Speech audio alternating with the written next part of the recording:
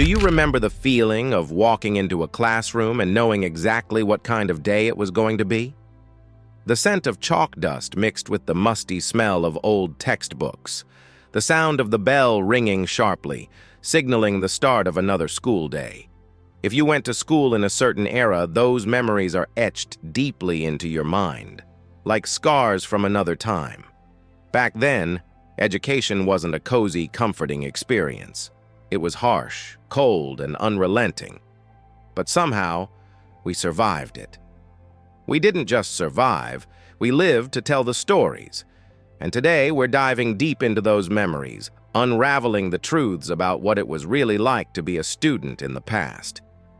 Buckle up, because you're about to take a nostalgic journey through the schools of yesteryear. The cold reality of school.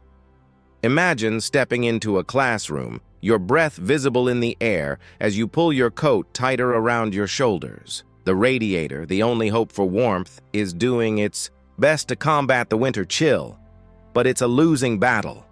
The windows? Thin, single-glazed, rattling against the cold. A few slivers of light filter in, but the rest of the room feels like an ice box. You sit at your desk, shivering, fingers numb and stiff. The teacher, bundled in layers of sweaters, moves about the room like a soldier fighting the cold. It wasn't unusual to see kids in gloves, fingers cut off at the tips just so they could write. Yes, this was school in its purest, unfiltered form. There was no such thing as indoor comfort. And let's not forget the milk. You were promised a daily dose of nutrition, a third of a pint in a small glass bottle. But that promise often came with a price. In winter, the milk was frozen solid, its foil cap bulging as the ice inside expanded. It didn't matter if it was warm and sour by lunchtime, it had to be drunk. Teachers were adamant. You were told to drink it. Some kids gagged. Some of us didn't dare complain, afraid of what would come next. The discipline. Fear and control. Back in those days, school was about more than just learning. It was about discipline. Harsh, unforgiving discipline. The teacher was the unquestioned authority, and any misstep could mean the kind of punishment that would make today's parents shudder in horror. The cane, the ruler, the slipper, these were tools of correction used to remind us of our place in the world. You didn't need to be a troublemaker to face the wrath of these instruments. Forgetting your homework, a few swats on the hand, talking in class, a sharp strike to the backside.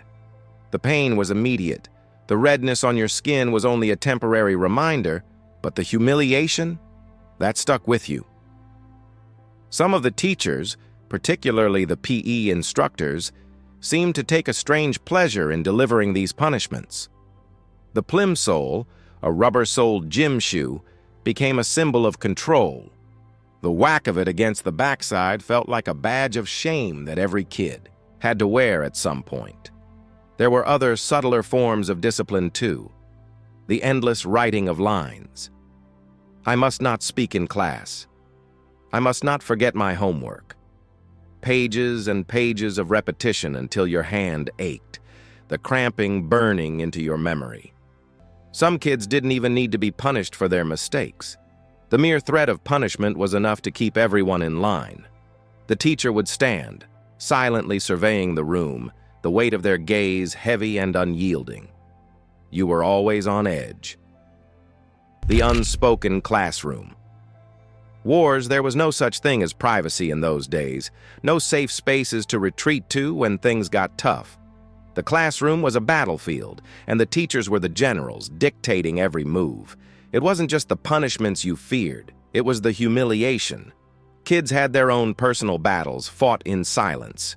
Who would get the worst grades? Who would be publicly called out for not paying attention? The teacher had favorites.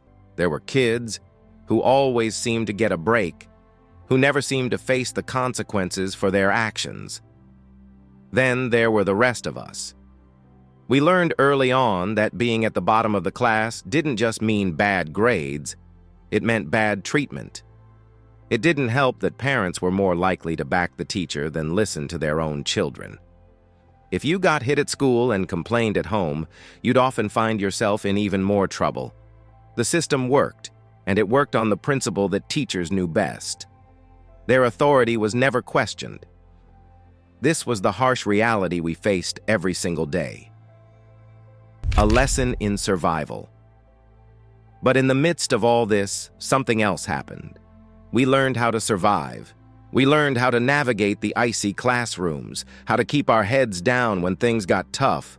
We learned to laugh off the insults, the bruises, the punishments. There was camaraderie in that shared suffering. We became a generation of survivors, each one of us carrying the same memories, the same scars. If you're feeling nostalgic for those days, or perhaps a little grateful that things have changed, hit the like button and let me know in the comments. Share your own memories of school, whether they were the good, the bad, or the downright ugly. And if you're enjoying this trip down memory lane, don't forget to subscribe for more stories from the past. The stranger things, the unexpected moments. Despite all the hardship, there were moments that stayed with us. Perhaps they weren't the grand moments of success or achievement, but they were moments that made us feel alive.